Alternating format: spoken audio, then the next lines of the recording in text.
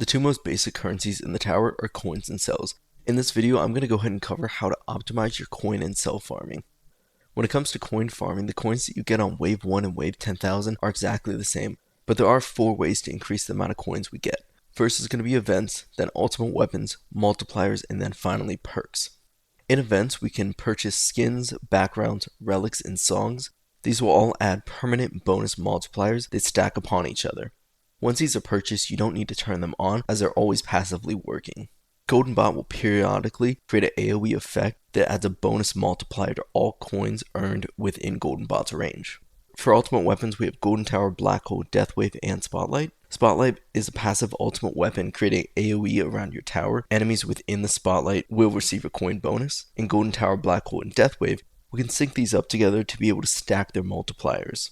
For our multipliers, we're going to start with the multipliers that cost real world money. This is going to be our disable ads, our starter pack, and our epic pack. Moving on to our cards at max level, level 7.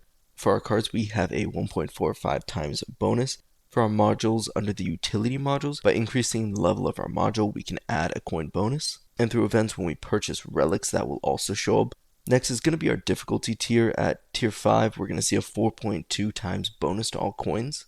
Next is going to be a theme bonus. Going back to the events, this is going to be any songs, skins, or backgrounds. And our enhancement bonuses, this can be unlocked through the lab. Then go into the workshop, you can increase your coin bonus up to 2 times. Finally, in our runs, we can add perks. So for our common perks, we're going to have a 1.15 times coin bonus. This can be increased with our standard perk bonus. Next to our perk trade-offs, we're going to have an increase to our coins earned by 1.8, but this will reduce our tower max health by about 70%. When increasing the perk trade-off reward in the lab, this will increase the coins earned from 1.8, but it will not reduce the 70%. Moving on to cell farming, we're going to have ultimate weapons and then finding the right tier to farm at. For ultimate weapons, we're going to have Deathwave. This can add up to a 3 times bonus on the cells earned. Next, moving on to finding the right tier, this is a little more complicated, so I'm going to go into breaking that down right now. For tiers 1 to 13, the calculation is 1 plus the tier that you're on, divided by 2. And what this is going to get you is your average cell drop per elite. And then for tiers 14 through 18, it's going to be 7 plus the tier that you're on, divided by 2. So going from tier 13 with an average of 7 cells per drop to tier 14 with an average of 11 cells per drop is going to be a big jump. To help you figure out what wave is best for you to farm at, I've put together this Google Sheets that I'm going to link in the description down below. And over here you can see the calculation. Up here we're going to be able to toggle through all the waves, and this is going to show roughly an estimate of how many cells you should be getting. And then I put our ideal farming ranges over here. To explain why these are the ideal farming ranges, we have to understand how elite spawns work. So if we come down here to the wave checkpoints, we can see this is split up into 2 separate areas. This first area is going to be single spawns, and then this second area is going to be double spawns. So for example, at tier 1, at wave 500, there's a 0.33% chance that each of the 3 elites will spawn, so in total that's going to be a 1% chance that an elite will spawn. So once there's a 100% chance that an elite will spawn, that's when we can start to see a chance of these double spawns occurring. So now that we know when there's going to be a 100% chance of an elite to spawn, I think this is going to be the best spot for us to reach on our farming runs. Now obviously getting past this is going to be exponentially more rewarding. Next, I want to go into the math just a little bit more.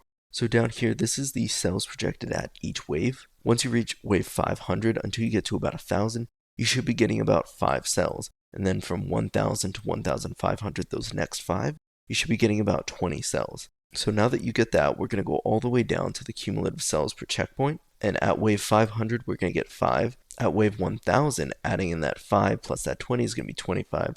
Then 70, 150, 400, 760, and so on. And this works for all of these.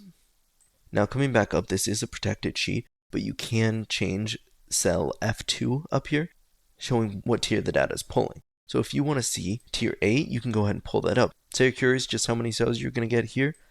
At wave 3826, you're pulling in almost 8,000. And in case you're curious when it comes to labs and lab boosts, I've also put this second work paper on here showing lab costs. As of a couple patches ago, it doesn't matter when you start the lab because they'll all have the same cost. So if you're looking at a ×3 multiplier for 24 hours, it doesn't matter if you start at 1st or 5th, it's all going to cost 20,160.